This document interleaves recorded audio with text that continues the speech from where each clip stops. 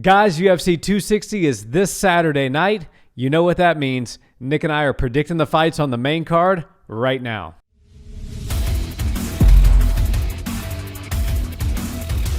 What's up, Barnhill family? Welcome back to the channel. Yeah. So, Nick, we're down one fight on the main card for UFC 260. Unfortunately, T-City Ortega and Alexander Volkanovski are not going to be squaring off against each other this Saturday night. Yeah. That sucks. However, I am hopeful as a Houston native, hearing the news that the Toyota Center is going to be the host to UFC 262 in May, that they just might put that fight on that card, and that would make up for this. At least for us, it would. Yeah, that would be nice, and hopefully Volkanovski can bounce back quickly. He doesn't suffer from like long-term COVID issues. You know, that's a tough fight he's got to deal with, and hopefully he can get back to training and has one of those mild case of symptoms, unlike some fighters. Khamzat Chimaev comes to mind that takes him out for several months at a time. So yeah, I'd really like to see that card come to Houston, or that fight on the card come into Houston.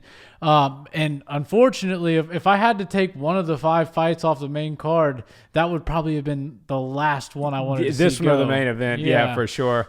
And if Khamzat Chimaev is in the example, Volkanovski needs to take the appropriate amount of time off, allow his body to recover. That's why I'm thinking May might be a good date, and I think he'll do everything right, and I think we'll see him come back just as strong as ever. Yeah, he's a true professional, and you know, T-City's the rightful guy, the #1 contender, and so it makes sense for him to, you know, chill, and they should preserve that fight exactly how it is. Don't try to bring an interim in, or don't let T-City go risk it all for the biscuit and take a fight that he could potentially lose, because, you know, 145 is murderer's row, and if any fight that he could take right there could take him out of #1 spot, and I just feel like packaging that up and saving it for a later date is the right thing to do.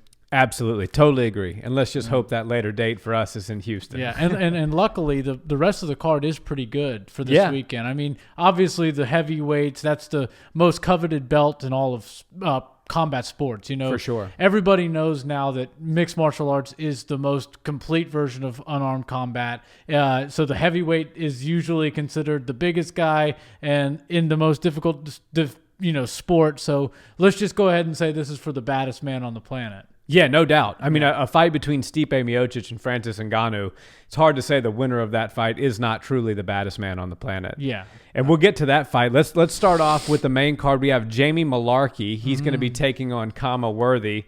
Khama Worthy is a very exciting fighter. Lost his last fight. His 7-fight win streak was snapped in his last fight, but he's going to be looking to get back on track. Mullarkey is 0-2 since coming to the UFC, did some fighting in Australia, actually fought Alexander Volkanovski, lost in the first round back in 2016, I believe. Okay. We've got Mullarkey at a +145 underdog, and we've got Khama Worthy at a -117 favorite. Do you think Worthy gets back on track in this one? It's hard to say. This is a great fight. You know, they put it as the first fight of the night on the main card for a reason. Yeah. That slot is reserved for fights that they think are going to perform really well for them. And, you know, when you have two guys that are, you know, trying to really find their footing in the UFC and in their division, they kind of put it all on the line, especially when they get a great position like a main card spot on a pay-per-view nonetheless. Yeah. So it's a hard one. Mullarkey, you know, he shows some real promise, and I think he's going to do some good things in this one, but he's got a very tough opponent ahead of him. Yeah, I like Khama Worthy's style. I like how he came in and seized an opportunity, taking a last-minute fight, getting a win. He's exciting to me. You know, Mullarkey has been 0-2 since he stepped up to the big leagues, and I think this is one of those situations where it's do or die for him. You come into the UFC and you drop 3 in a row, it's hard to get that 4th fight. Right. So Mullarkey's going to be fighting for his contract, as he should. I just see Khama Worthy being a bit too much, and I see him getting a stoppage in the 2nd round, TKO. Nice. I think it's going to be a calculated fight. Even though it'll be very exciting and fireworks throughout, I think it'll probably go decision, and I'll just go Mullarkey, because I feel like he's going to try to fight like a dog, fight like hell, because usually you get a 3-fight contract, and if you don't perform and get at least 1 out of 2 of those, or 1 out of 3 of those, then they send you walking. So I think he'll try to fight very calculated and precise and try to edge out a victory. Yeah, it's going to be a good fight for sure. And as you said, the first fight on any main card is always that's one that the company believes that they're going to start the card off with a bang. Yeah, you don't want to start off with a dud. You start off with that, and then it kind of just trickles in, and kind of it fills the room up with a positive energy. Yeah. And kind of hypes people up because, the fighters are in the back kind of watching the fights as they warm up and paying attention. If they got teammates out there, they're paying a little bit more attention. So it can kind of energize the entire building. No doubt. And I always say, obviously, if you're a fighter, you want to be main eventing or co-main eventing fights, especially, or cards, especially pay-per-views. But there's two, what I believe are coveted positions as far as positioning goes on the card. One is the main event of the prelims. Yes. That's always a good, especially if you're a young fighter trying to make a name for yourself. If you get that main event spot on the prelims, a lot of people who are going to be tuning into the pay-per-view are going to be checking that out before they go and hit that buy button. And then once they hit that buy button, the first thing that pops up is the first fight on the main card. So those two fights, I feel like if I was fighting in the UFC, I would be jockeying for one of those two positions if I wasn't to the level to being able to get a main event or co-main event spot. Yeah, if you're an up-and-comer or if you're somebody who's kind of just found their rhythm and is getting some exposure from the UFC, those are two great spots, especially in the UFC because they usually put the prelims of these big cards on ESPN. Right. Not ESPN Plus exclusive or not Fight Pass exclusive, the big network, ESPN. And that's something that's really special. In some cases, it's more important to be in that prelim spot than anything besides the main and co-main of the pay-per-view because if you're simply on your rise and you're not a champion yet, you're not getting a piece of the pay-per-view if you're on the card, unless your name is Nate Diaz, Conor McGregor, Jorge Masvidal. You're not getting a piece of that. So your pay is the same. And if ESPN is the channel that you wind up on, that you could have potentially twice as many people watching you fight as the first or second fight of the pay-per-view while people are, purchasing their thing or driving to the restaurant, buying their beer, whatever it is they're doing. So the prelim main event is a very, very awesome spot. But this first spot on the main card is very important as well. Yeah, and as you know, us Americans, we love our college football, American football. And when it's the fall, especially when college football season is in its height, a lot of times those ESPN prelims will be right before a big game that comes on at 9 or 10 or whatever. And so somebody who just tuned into ESPN a half hour before their team plays or before the big game is going to catch a great fight. Somebody who may not even care about fighting, but if you do something on TV that's exciting, you'll get their attention. So I think that's a great spot. Yeah. And so moving on now to Thomas Almeida versus Sean O'Malley. Okay. Sean's the biggest favorite on the card. He's a minus 325 favorite, even as high as minus 350 on some of the odds books that I checked. Thomas Almeida's a plus 250 underdog.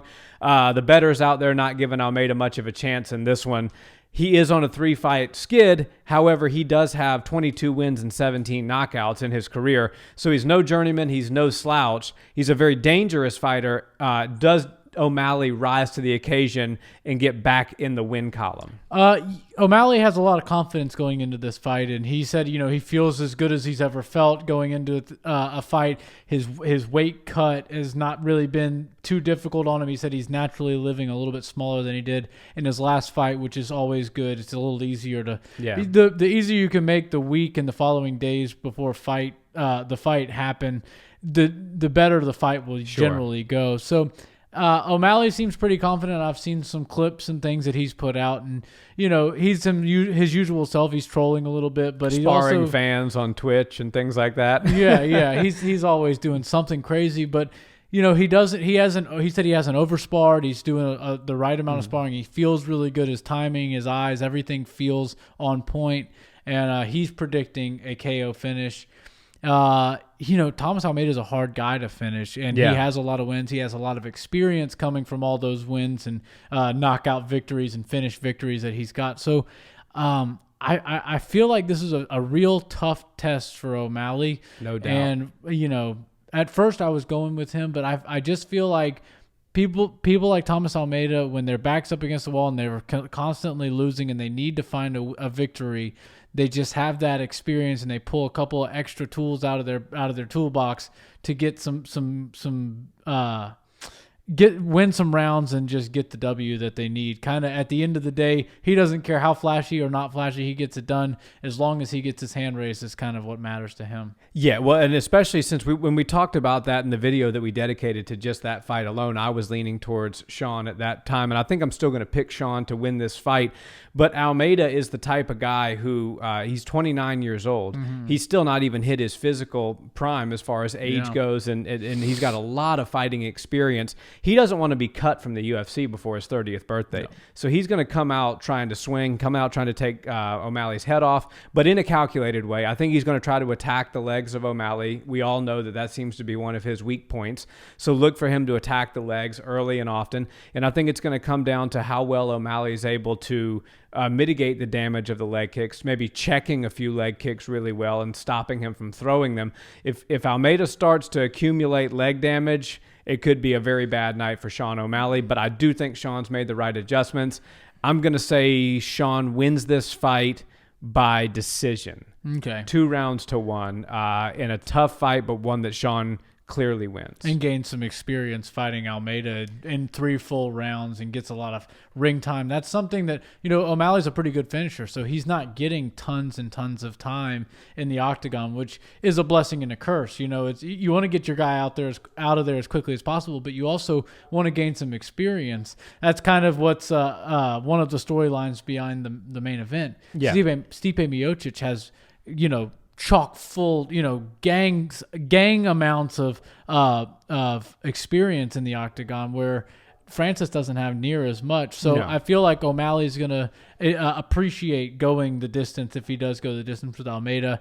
I think he's done a lot of things really well in this camp and leading up. I just personally think that a loss for Almeida is way more devastating than a loss for O'Malley. And there's going to be a sense of urgency coming out of Almeida in his corner, and I think they're gonna keep him level-headed. He's going to stick to his game plan and get it done with a decision. Nice. And talking about someone else who's potentially fighting for their contract, that's the chosen one, Tyron Woodley, the former champ, the one of the most talented 170, certainly one of the most powerful and explosive 170 fighters we've ever seen compete inside the UFC. He is on a 3-fight losing streak, and he is almost 40 years old, 39 years old. He's taking on Vicente Luque, the 29-year-old savage. This kid is 19 wins, 11 KOs, 8-1 in his last 9. A true up-and-comer. Yeah.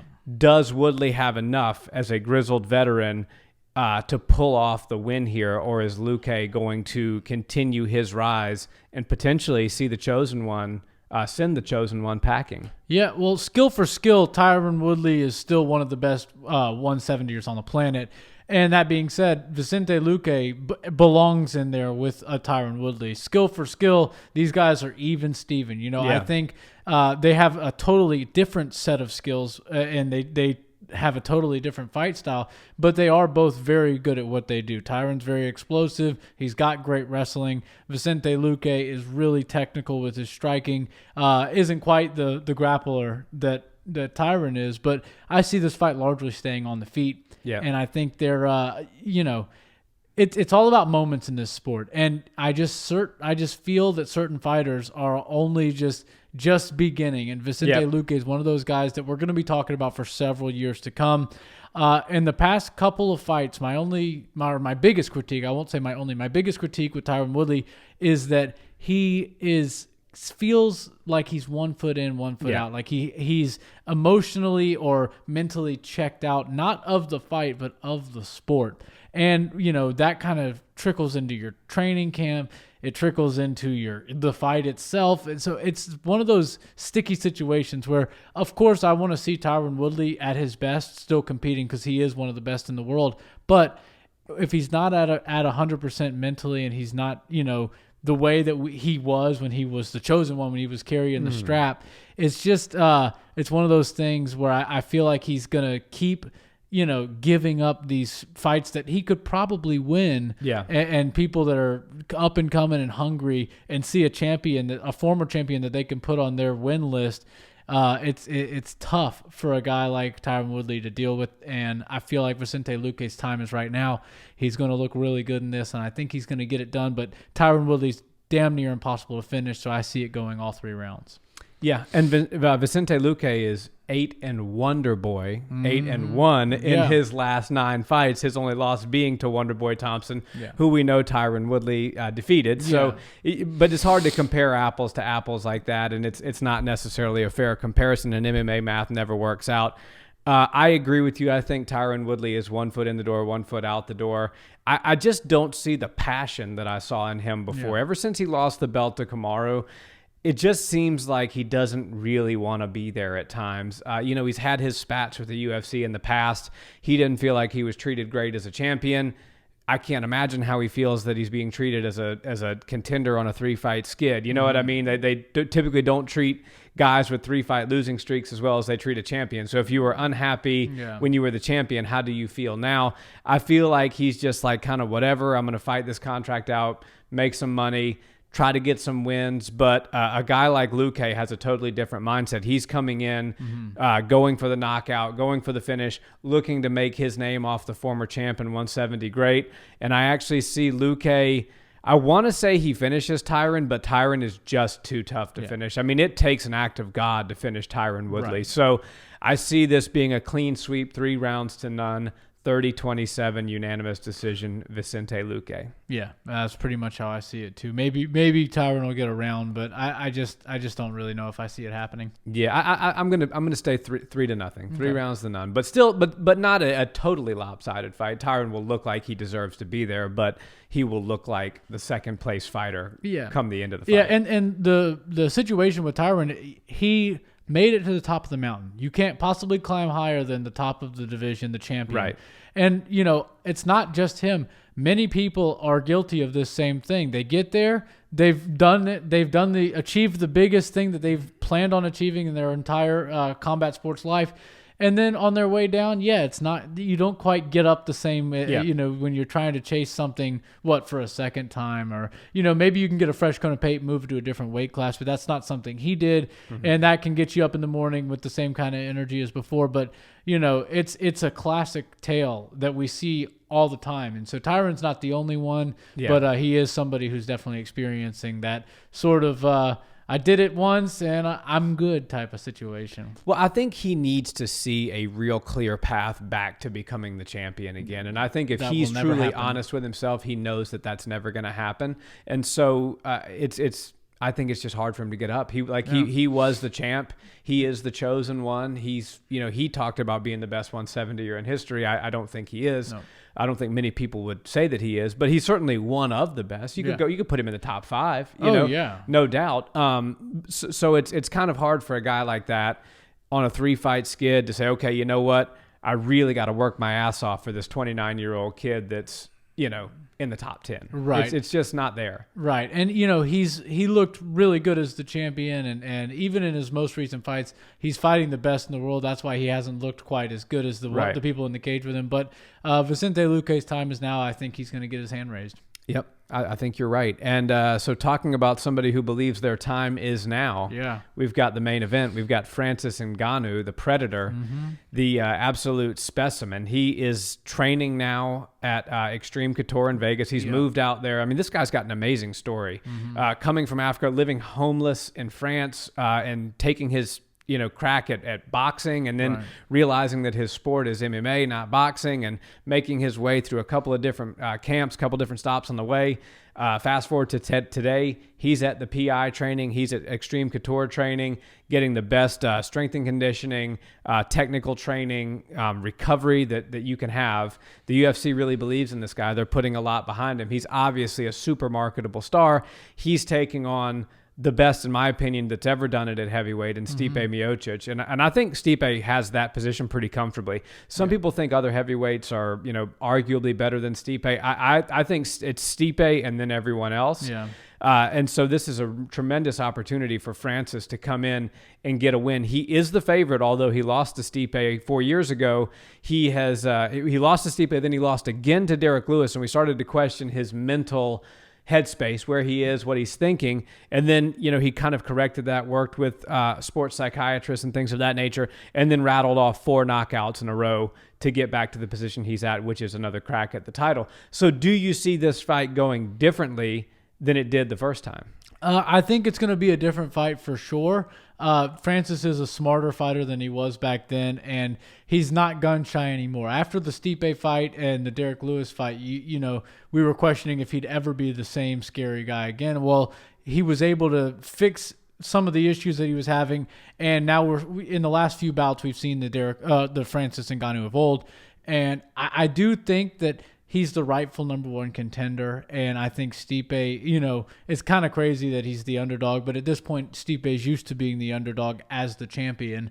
For me, Stipe and his team are so good at what they do. They have a game plan. Their chemistry is unmatched, and Stipe, well, even though Francis is a very marketable guy, in my opinion, Stipe is actually more marketable, or at least equal to, but he never really gets the shine. He's sort of like a modern-day superhero, or like a real-life superhero. He goes to work, and I love the embeddeds that have already come out where they're showing him in the fire department, and he's kind of hanging out and, shooting the stuff with his former or co-firefighters, yeah.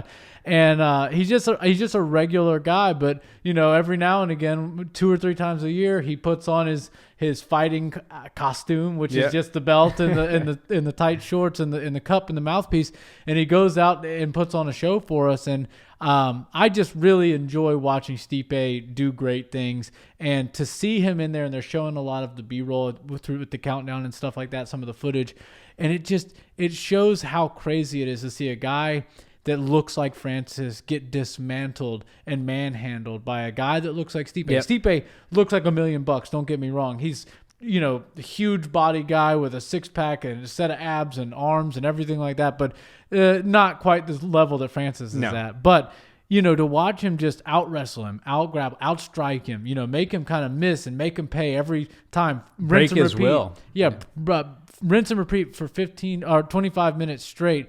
I think that's going to sit and linger in Francis's head.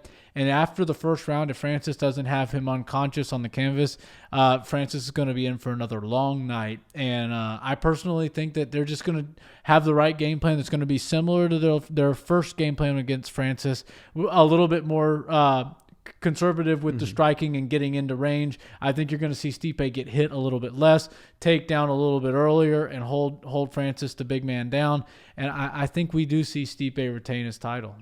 Yeah, I mean, listen, if you got a group of 10 5-year-old boys together and said, what do you want to be when you grow up? 5 of them would say firefighter. The other 5 would say superhero. Right. Stipe Miocic is both. He's the all-American guy. It's always baffled me that Stipe has not become a bigger star than he is. I feel like he's arguably the most marketable guy in the UFC. He's truly embodies what a fighter is. So does Francis. But Stipe is he shows up to work. He doesn't need the money. He's a multimillionaire. He shows up to work at the fire station. That's not a glorious job. That's a blue-collar, hardworking, necessary job that he does. He said it keeps him on track mentally. It gets him around his friends. It gets him in the right mindset, and he does a good service for people. His team, and I think a lot of people underrate Stipe's game plan, his approach, and his execution. He has the perfect game plan. He outsmarts his fighters. He knows what they're going to do. He uses it against them, and he makes adjustments on the fly like nobody I've ever seen. If you don't believe that, just look at the body shot adjustments and tweaks that were made in the Daniel Cormier fight, the second fight in that trilogy. He knows how to adjust literally on the fly. His team has been around him for a long time, and it's hard to think that anybody is going to come and take his seat. Now, Francis is an extremely talented athlete. He's a once-in-a-lifetime type of athlete. He could have been professional in any sport that he wants to play. He's got all those attributes, and now he's putting the technique behind it. So we're seeing somebody who's extremely dangerous and now technical, who's really put it together in his last 4 fights, is the favorite and is coming in with the same confidence that he had before. I think this is the right time to run this fight back. I think if they had run this fight back sooner than now, Stipe would have run away with it easily. I think Francis has got a little bit better chance now because he's had that distance. He's had that time to correct and develop and work on his mental aspect, his mental game. I still don't see it being enough. I see it being very dangerous. I mean, Francis can shut the lights out on anybody at any time. He's the Deontay Wilder, and like him and Derek Lewis are the Deontay Wilder of MMA. They can shut the lights out at any second.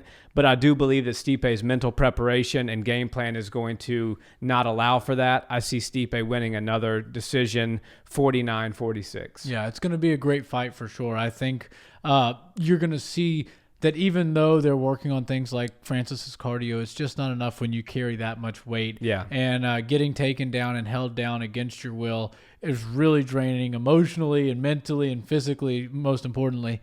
And I think after a couple of rounds, you're going to see a slowed Francis, and you're not going to see Stipe slow down until about the midway through the 4th or 5th round. And then, by then he can kind of coast, and he's not going to have to worry about Francis's power quite as much, just because he'll be telegraphing his shots a little bit more. But I do see Stipe being able to implement his game plan, do exactly what he needs to do to keep the title, and this should solidify him as the GOAT of the heavyweight division. Oh, absolutely. Yeah. Absolutely. And another win over Francis just puts him, another notch on the ladder above everybody else. Yeah. So to recap, we had Kama Worthy, Jamie Malarkey. I think you picked Malarkey to win this one. So I got Kama Worthy, Almeida O'Malley. I picked O'Malley. Did you stick with Almeida? Yeah, I'm going to go with Almeida. You went Almeida. Okay. And then Tyron Woodley, Vicente Luque. We both have Luque. Yeah. And then we both got Stipe in the main event. Yeah.